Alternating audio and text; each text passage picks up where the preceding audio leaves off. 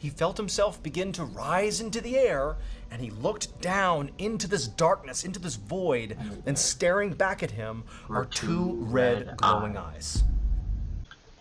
Hello guys, welcome back to another video. Today we're back with more MrBallen like always, and today we got a video of paranormal only. Argentine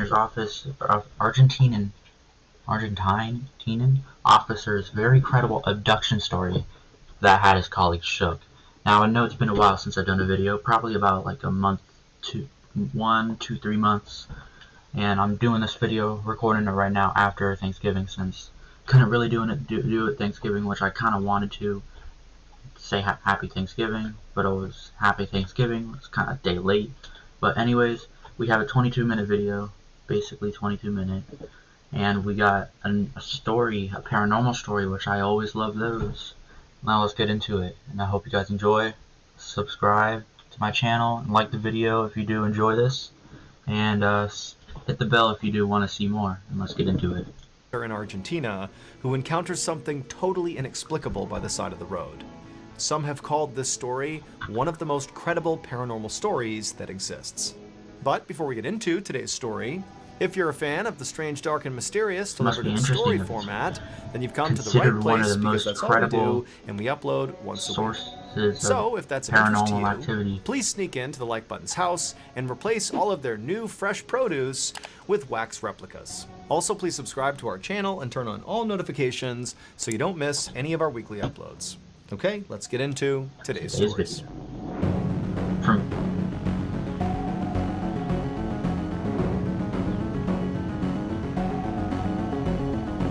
Red eyes.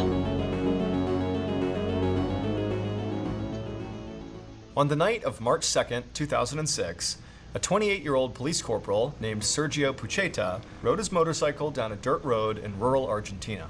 It was pitch black out with no street lights, and on either side of the road were mostly open fields, interspersed with patches of forest, and there were mountains rising up in the background. There was nobody around him for miles. This was an area called La Pampa, and it was famous for its beautiful landscapes and cowboy culture. Sergio was out here patrolling for poachers, who came out here at night to trap or kill the wild cats, monkeys, and birds that often sold for lots of money on the black market. It had been a quiet night so far, but Sergio knew from experience that the later it got, the more likely it would be that he would catch someone doing something illegal. At around 10 p.m., Sergio was riding down the road towards a crossroads that locals called El Cruce de las Cañas, and up ahead, he saw the red taillights of a car.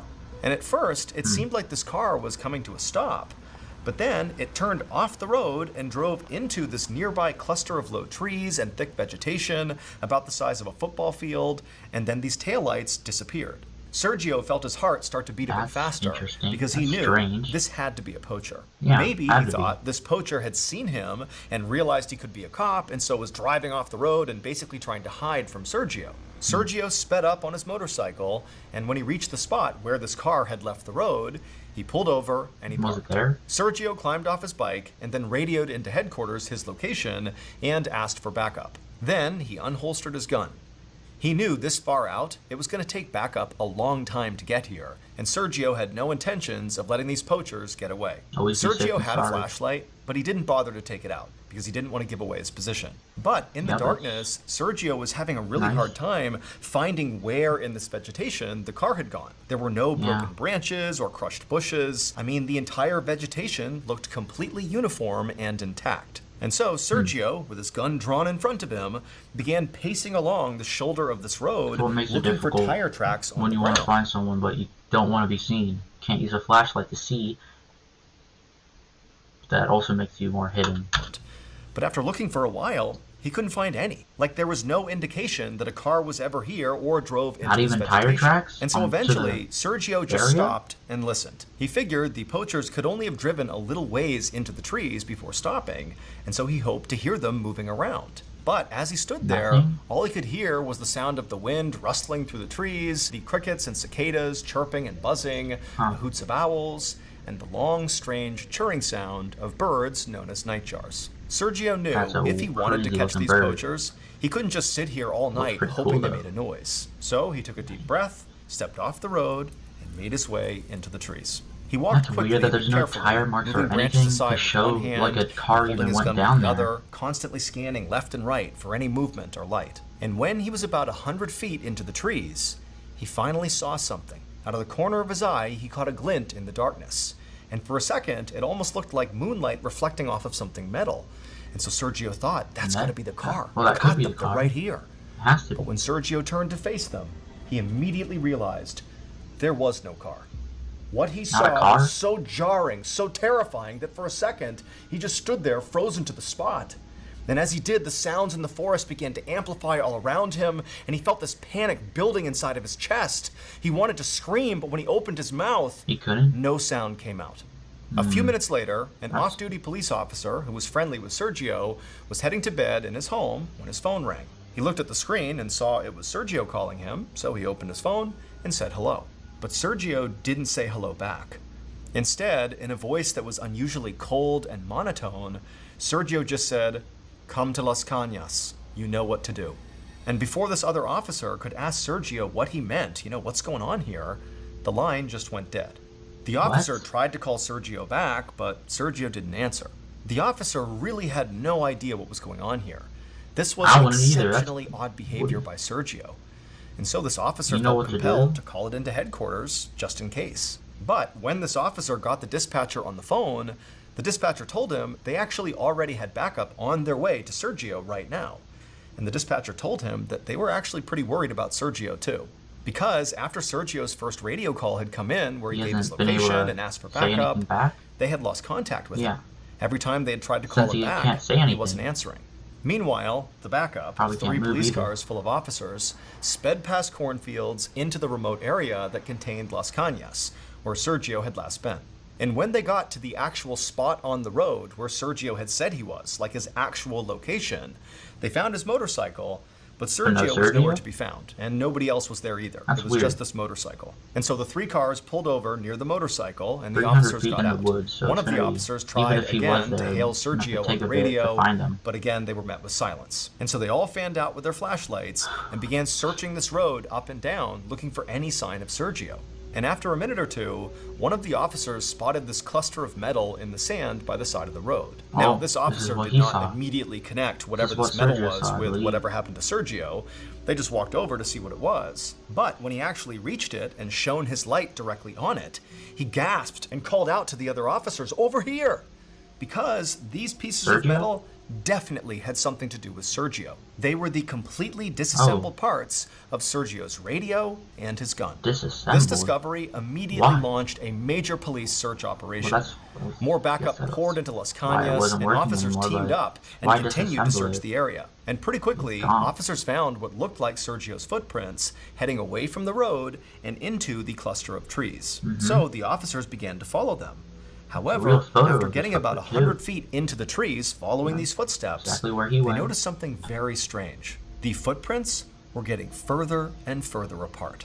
At first, the officers thought, okay, well, maybe Sergio began sprinting and taking really big, long strides. But as they continued following these steps through the trees and out the backside into this big field, the distance between these steps continued to get bigger and bigger until finally the gap from one step to the next was 10 feet apart, then 15 feet apart, and then 20 feet apart. I mean, even if Sergio had been sprinting at full speed and literally leaping, this was too big of a distance to cover. I mean, this was literally humanly impossible. The police officers following these prints looked at each other uneasily. Each footprint was perfectly clear. There was no mistaking this was a human footprint. And then also, they were certain they were not missing prints in between the ones they could see. They really were spaced this far. Is there even any animal that can jump that far for each step? I don't think there is. Apart. The officers had been talking to each other when they began following these prints, but now they just walked in silence. For more than 1 mile, they tracked Sergio's bizarre, seemingly impossible trail through open fields and trees until they arrived at a cornfield. And then suddenly, the trail of footprints just stopped. It was like Sergio had pushed off his right foot and then just vanished. What? This is weird. He walked an entire mile to a cornfield. Thank you to BetterHelp for sponsoring today's video.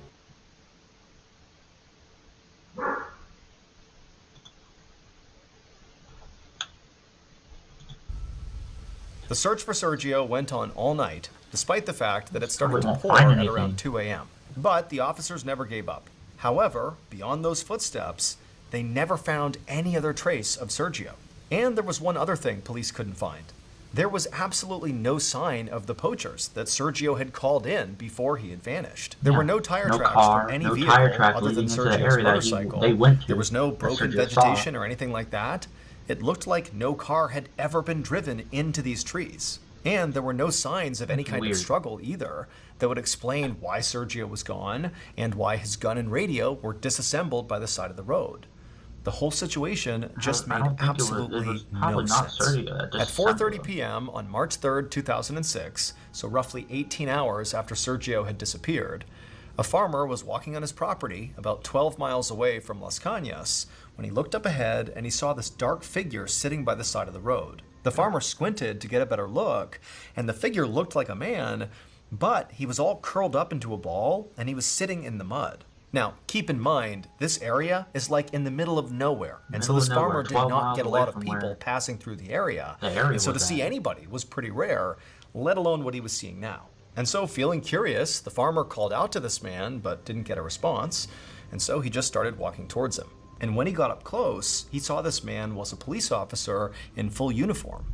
He had his knees pulled up to his chest with his arms wrapped around him, and his head was buried in his lap, and so the farmer couldn't see his face. And weirdly, even though it had only recently stopped raining, and the ground that the officer was sitting on was still wet, this man was totally dry. The farmer leaned down and gently put his hand on the man's shoulder and said, "Sir, are you okay?"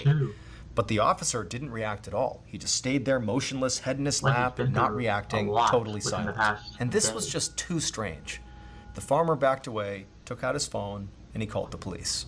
It didn't take long for the police to show up and identify this seated police officer as Sergio Pucheta. But Sergio wouldn't talk to the police any more than he would speak to the farmer. He didn't appear to be physically injured, but there was definitely something wrong with him. So the officers called an ambulance, and they summoned Sergio's boss to see if he could get Sergio to respond. And when Sergio's boss showed up, he was able to coax Sergio up off the ground, but still Sergio wouldn't speak. All he would do is give his boss a big hug and just break down and cry. So his boss led Sergio over to the ambulance, which had just arrived, and he got him in the back, and he sat with him, and then went with Sergio to the hospital and followed him into his exam room.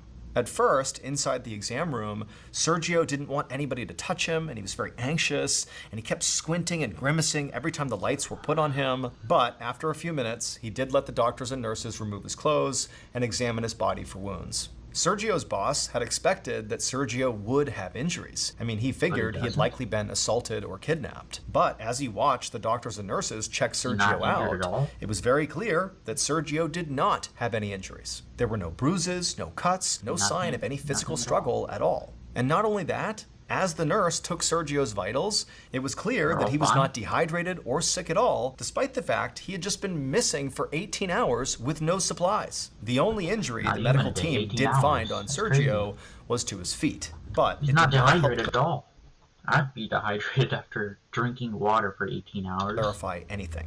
When they removed Sergio's boots and socks, they found these bizarre burns on the soles of his feet. Burns? It looked like he'd been standing on a hot surface. Over the next couple of hours, Sergio did finally begin to talk. And here is the totally wild story that he told. It's been raining for the past At 10 p.m. the night before, when Sergio had followed the poachers into the trees, he had been absolutely certain that he had seen the metal of the poacher's car reflecting the moonlight. However, he didn't. There was no car. There were no poachers. When he turned, all he saw in the darkness were two sets of burning red eyes staring back at him. Sergio stood there stunned, unsure who or what these eyes belonged to.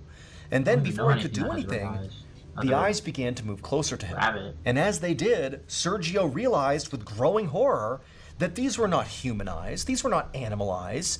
These eyes belonged to some creature he had never seen before. All he could make out beyond the burning red eyes were these slim gray bodies with big heads and long skinny fingers, and they didn't appear to blink at all. Sergio opened his mouth to scream, but when he did, no sound came out. And that's when Sergio realized that not only could he not scream, but he no He longer can't was move. able to move. But Yeah. then suddenly he felt this intense pressure in his Like torso, paralysis. and his back sort of involuntarily arched in response. Oh. He tried to wrench himself free of whatever seemed to be in control of him, but he couldn't. What? It felt like his spine was going to snap. And then he felt himself begin to walk out of the forest backwards, like his back Like is mind arched control. in this totally unnatural position, and he's marching out of the trees. And then as he's doing this, he watched helplessly as one of his hands went down and pulled out his phone. And then he dialed the number of that officer, and then this detached, cold voice came out of Sergio's mouth, telling his friend, "Come to Las Cañas, you know what to do." And as Sergio continued to walk in this bizarre bent-over gait, he felt himself reach for his gun.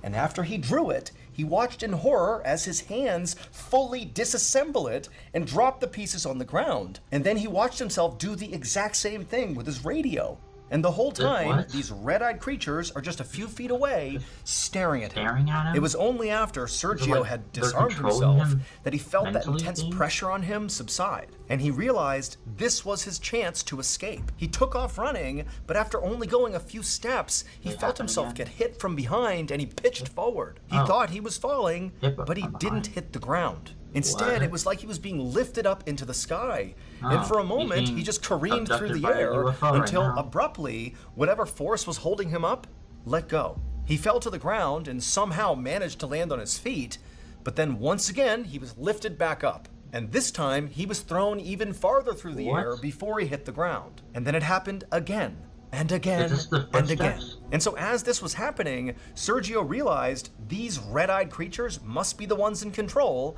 and they were playing with him. They knew he was They were trying to definitely playing escape, with him. but they didn't stop him. They just kept picking him up and throwing throwing him him. forward over and over again. And as all this happened, Sergio began to feel his feet burn. The last thing he remembered was Burn? running through a cornfield. And as he did, he realized suddenly that it seemed like he was all alone. The red-eyed creatures were gone. You're And so definitely Sergio alone. looked over his shoulder, and all he saw were swaying corn stalks and darkness. What And for a moment, happened he's right thinking, now?